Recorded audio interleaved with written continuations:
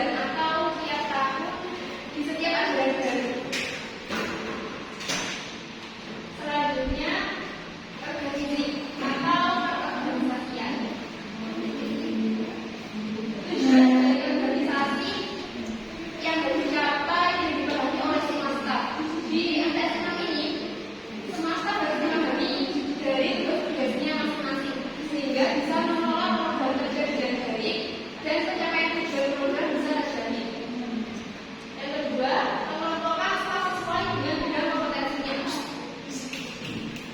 Di MTS 6 ini, para staf ditempatkan sesuai dengan bidang kompetensi dan keahlian masing-masing sehingga dalam menjalankan tugasnya akan berjalan dengan baik dan maksimal sesuai dengan tujuannya.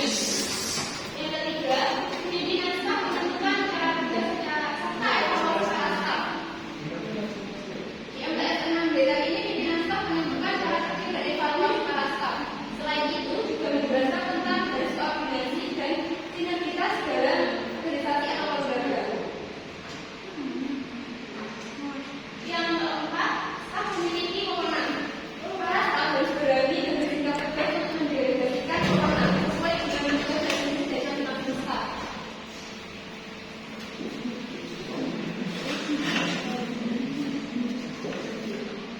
Selanjutnya yaitu planning atau pergerakan. Kerjasama yang efektif yaitu pemimpin menciptakan kerjasama yang efektif dan efisien. Di MTS 6 ini,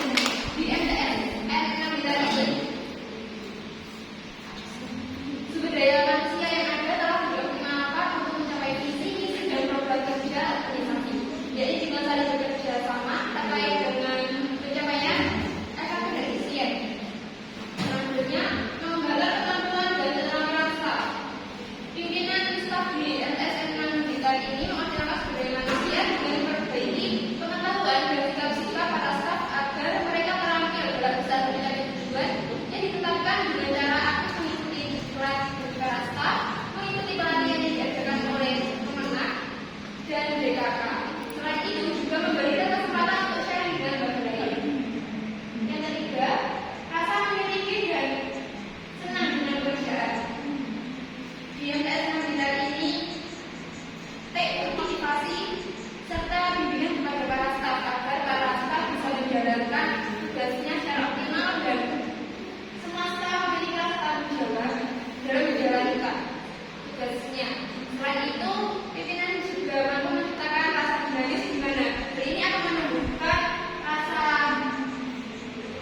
senang dengan pekerjaan dan juga semangat dari juga para staf. Yang keempat yaitu suasana teman kerja guna meningkatkan motivasi dan prestasi kerja staf. Selanjutnya yaitu kontrol atau pengendalian atau pengawasan. Standar. Pimpinan dan staf menentukan standar yang digunakan sebagai dasar pengendalian. Di MTS 6 Blitar, pimpinan staf dan staf menentukan standar mengenai keasipan, kesehatan, dan aktivitas sekolah yang akan digunakan sebagai dasar pengendalian agar sesuai dengan tujuan sekolah. Kedua, evaluasi terhadap kinerja. Di MTS 6 Blitar ini, pimpinan dan para staf melakukan rapat setiap semester sebagai bentuk untuk mengukur pelaksanaan atau hasil yang sudah dicapai dengan melaksanakan evaluasi terhadap kinerja. Yang terakhir, melakukan tindakan perbaikan.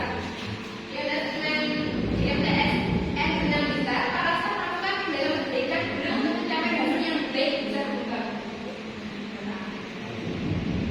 Sekian dari saya, selanjutnya akan diberikan oleh teman saya. Terima kasih. Selanjutnya, saya Debra Anwar akan meneruskan tentang kerangka aturan kerja pada tata kelola, administrasi, dan pengarsipan di MTSN 6 Blitar. Untuk yang pertama,